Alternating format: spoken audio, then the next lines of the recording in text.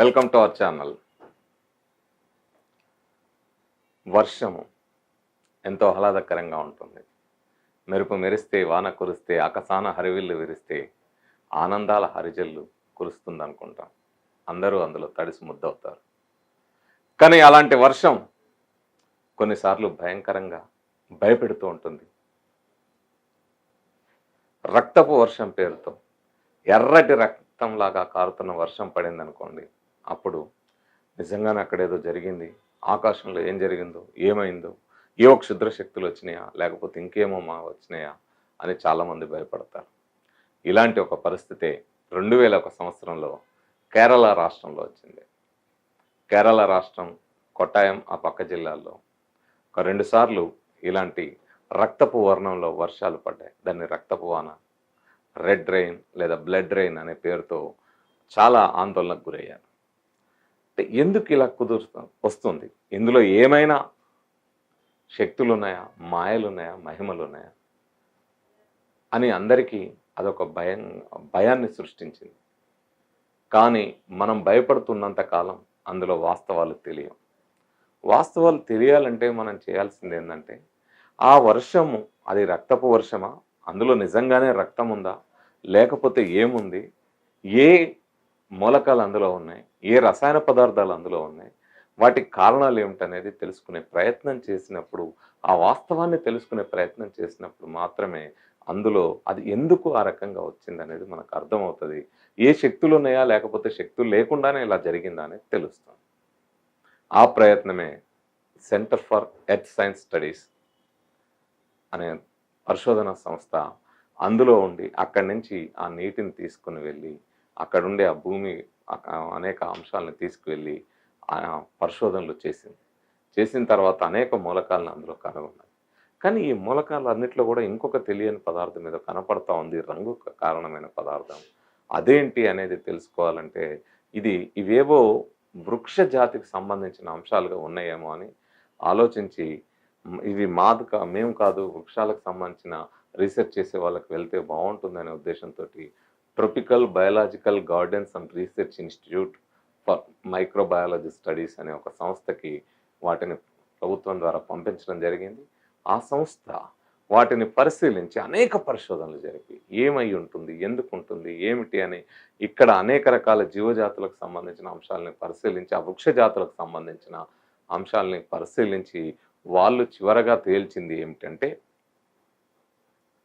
Lichens యొక్క spores ఏవైతే ఉంటాయో వాటి వలన అక్కడ ఆల్గే ఫామ్ అయింది, అది ఆ రంగుకు కారణమైంది.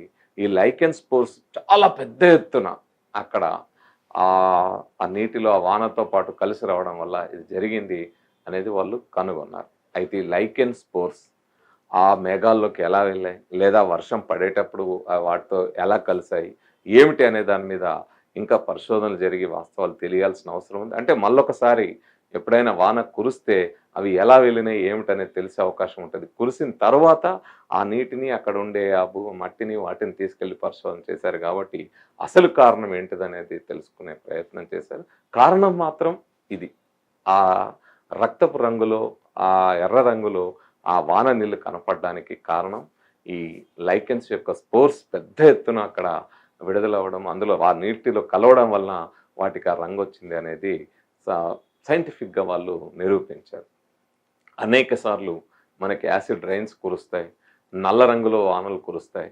మనం ఇక్కడి నుంచి వదులుతున్న పొల్యూషన్ ఏదైతే ఉందో అది కార్బన్ మోనాక్సైడ్ కావచ్చు, అనేక రకాల కెమికల్స్ ఆకాశంలోకి వెళ్ళిన తర్వాత అవి అక్కడ పైనుంచి వస్తున్న మేఘాలతో కలిసి అవి ఆ జలం, ఆ రంగు నీళ్ళలాగా, రంగు జలంలాగా మారి కింద పడే అవకాశం ఉంటుంది. సో ఇలాంటి అనేక రకాల మనము చేస్తున్న వాతావరణంలో మార్పుల వల్ల కూడా ఇవన్నీ కనపడే అవకాశాలు ఉంటాయి. అంతే తప్ప ఏదైనా ఇలాంటి జరిగినప్పుడు దానికి కారణం ఏంటిది? కారణం లేకుండా ఏది జరగదు. ప్రతి పనికి ఒక కారణం ఉంటుంది. ఆ కారణానికి మళ్ళొక పనితో సంబంధం ఉంటుంది. దీన్నే కార్యకారణ సంబంధం అంటాం.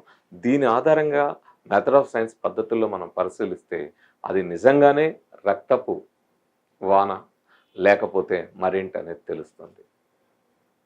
సో ఈ రకమైన వాస్తవాల్ని తెలుసుకుందాం. ఇలాంటి ఏదైనా మిస్టరీగా అనిపించిన ఏవైనా మీ దగ్గర ఉంటే వాటికి సంబంధించిన అంశాలను కూడా చెప్పండి. వాటి గురించి కూడా వాస్తవాల్ని తెలుసుకునే ప్రయత్నం చేద్దాం. చాలామంది చాలా చెప్తుంటారు సైన్స్‌కే అందని అంతు చిక్కని రహస్యాలు అని. సైన్స్‌కు అందకుండా ఉండదు. మనం వాస్తవాల్ని తెలుసుకోవడానికి అక్కడ సైంటిస్టులు వెళ్ళి, లేదా అనేక రంగాల్లో ఆ నిష్ణాతులు, ఆ ఎక్స్‌పర్ట్స్ అక్కడికి వెళ్ళి, వాళ్ళు దాని గురించిన పరిశోధన చేయడానికి ఒక స్వేచ్ఛాపూరితమైన వాతావరణం అక్కడ ఉంటే, ఖచ్చితంగా దాని అంశాలను తెలుసుకోగలుగుతారు.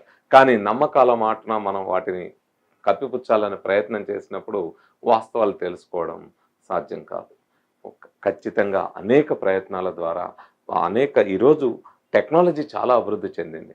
1,50,00,000 కాంతి సంవత్సరాల దూరంలో ఉండే బ్లాక్ హోల్ యొక్క ఇమేజ్ తీయగలిగిన టెక్నాలజీ ఈరోజు సొంతం చేసుకున్నాం. కాబట్టి ఇలాంటి వాటి వెనకాలుండే వాటిని సత్యాలను కూడా మనం తెలుసుకోగలం. ఆ అవకాశం ఉండాలి. అందుకే విశ్వాసంగా కాకుండా, మూఢంగా నమ్మడం కాకుండా, వాటి వెనకాలుండే సత్యాన్ని లాజికల్‌గా తెలుసుకునే ప్రయత్నం చేద్దాం. బ్లడ్ మూన్ బ్లడ్ రెయిన్ యొక్క కారణం, దాని వెనకాలుండే రహస్యం ఇది. అవి లైకెన్స్, ఆల్గేకి సంబంధించిన లైకెన్స్ యొక్క స్పోర్స్ వలన ఆ రంగు వచ్చింది తప్ప మరొక కారణం కాదు. ఇలాంటి అనేక విషయాల గురించి ముందు ముందు మరిన్ని చర్చిద్దాం.